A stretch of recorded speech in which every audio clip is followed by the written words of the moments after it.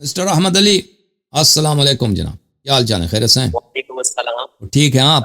سر، الحمدللہ میں پاکستان کراچی سے بات کر رہا ہوں سر۔ میرے ایک دو چھوٹے سے سوال ہیں۔ یہ سنی کتب میں جو خالد بن ولید کی شجاعت کی اتنی موٹی موٹی کتابیں پڑھنے کو ملتی ہیں، تو اس بارے میں آپ کا کیا عقیدہ ہے خالد بن ولید کا اور ابو عبیدہ؟ یہ خالد بن ولید کا اس کے ہمارے نزدیک وہ ایک کوئی شجاع، کوئی بہادر آدمی نہیں تھا۔ نبی صلی اللہ علیہ وسلم کے جنگوں میں اس کا کوئی حضور نہیں ہے، کوئی اس کی کارکردگی نہیں ہے، ٹھیک ہے نا۔ بعد میں ابو بکر نے اس کو بھیج دیا صحابہ کو ریپ کرنے کے لیے، صحابہ کو قتل اور ریپ کرنے، اس کو نام رکھ دیا، جن لوگوں نے ابو بکر کے ساتھ بیعت نہیں کیا ان کا نام رکھ دیا مرتد۔ اور میرا یہاں پہ ایک تقریر ہے، آپ دیکھ لیں اس کو، مانعین زکوٰۃ کے لیے، کہ جن لوگوں نے ابو بکر کو زکوٰۃ نہیں دی۔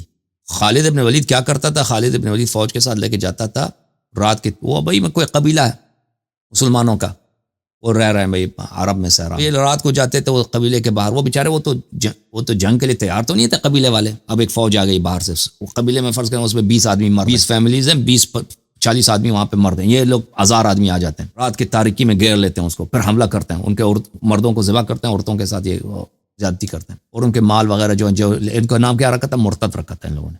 میں آپ کو دکھا دوں کہ یہ ردہ کے لوگوں جن کو خالد بن ولید نے ان کے ساتھ جو کیا، ان کی بہادری یہی ہے نا، انہوں نے غریبوں کے ساتھ مسلمانوں کے عورتوں کو اٹھا کے لے کے آئے۔ یہ مانعین زکوٰۃ جو تھے یہ کافر نہیں تھے، یہ ابو بکر کو وہ دینے کے لیے تیار نہیں تھے، زکوٰۃ دینے کے لیے۔ یہ ملاحظہ فرمائی کتاب بخاری چاپ دار احیاء التراث العربی، یہاں پہ ملاحظہ فرمائی کتاب الزکوٰۃ میں حدیث 1399 صفحہ نمبر 252 ہے، ابو ہریرہ روایت کرتے ہیں۔ میں اس کو فل پیج کرتا ہوں پھر آپ کے پاس آ جاتا ہوں۔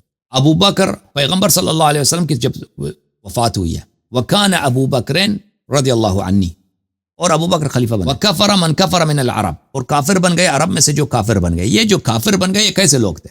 یہ کافر جو بنے یہ کیسے لوگ تھے کافر بنے؟ فقال عمر، یہ عمر کے سوال و جواب سے ابو بکر کے ساتھ پتہ چلتا ہے یہ کیسے کافر تھے، بھائی یہ واقعا کافر تھے۔ فقال عمر کیف تقاتل الناس، عمر نے ابو بکر سے کہا تم کیسے لوگوں کے ساتھ قتال کرو گے، جنگ کرو گے؟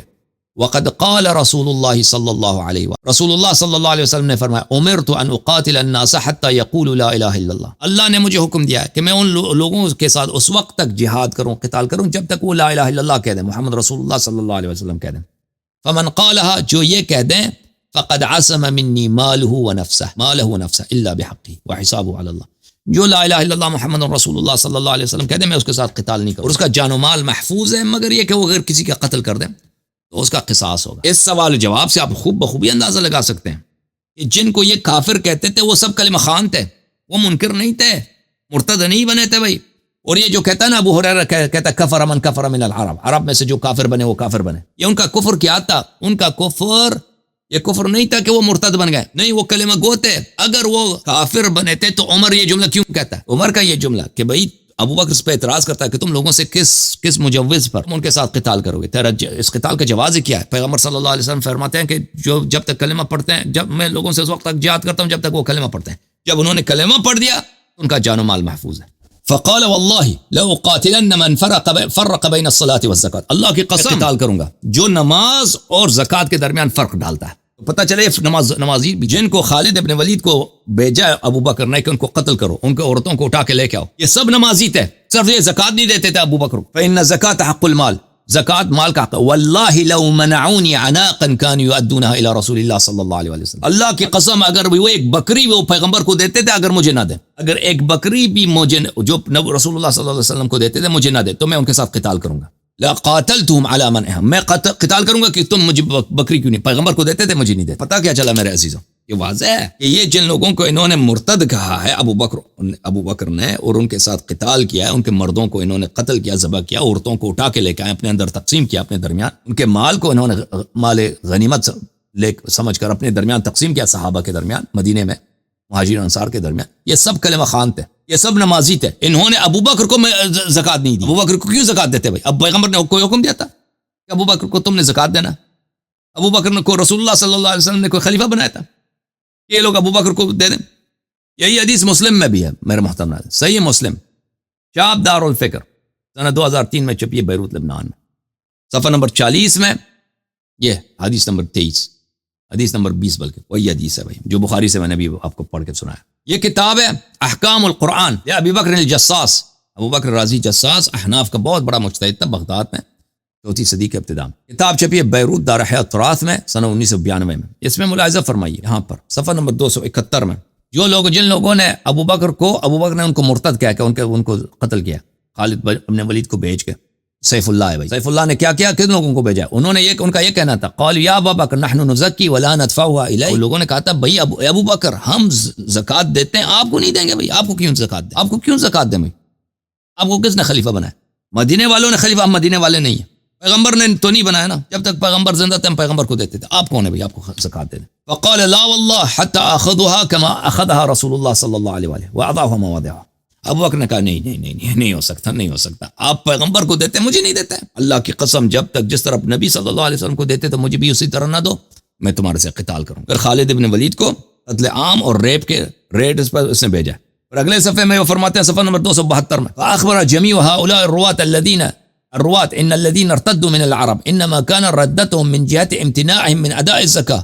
روات سب نے کہہ دیا کہ بھئی جن کو ابو بکر مرتد کہتا تھا نا ابو بکر نے مرتدین کے ساتھ جہاد کیا. وہ مرتدین کون تھے؟ وہ مرتدین اس لیے تھے کہ وہ زکات نہیں دیتے تھے. وذلك عندنا على انهم امتنعوا من اداء الزكاه على جهه الرد لها وترك قبولها فسموا مرتدين من اجل ذلك.